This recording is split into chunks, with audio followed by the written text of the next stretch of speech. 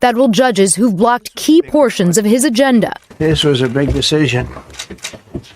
An amazing decision. The justices in a 6-3 ruling significantly limiting the power of individual lower court judges to issue decisions with nationwide effect. Those judges handing down more than 24 injunctions blocking Trump executive actions as of May, from military service to federal funding to the focus of the current case, a nationwide injunction halting his executive order banning birthright citizenship. We've seen a handful of radical left judges effectively try to overrule the rightful powers of the president to stop the American people from getting the policies that they voted for in record numbers.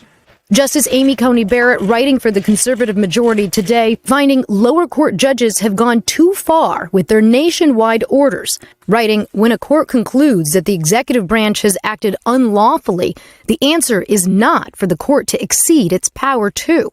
The ruling sparking a pointed clash between the justices. Liberal Justice Sonia Sotomayor dissenting, saying, today's decision is not just egregiously wrong, it is also a travesty for the rule of law. The High Court not asked to rule on the merits of the president's effort to ban the birthright citizenship provided under the Constitution to the babies of undocumented immigrants.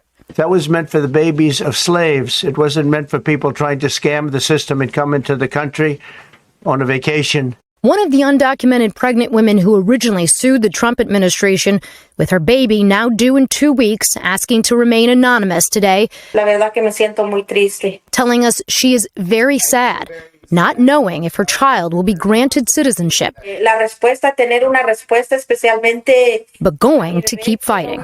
Meantime, the High Court also wading into fresh clashes over the First Amendment.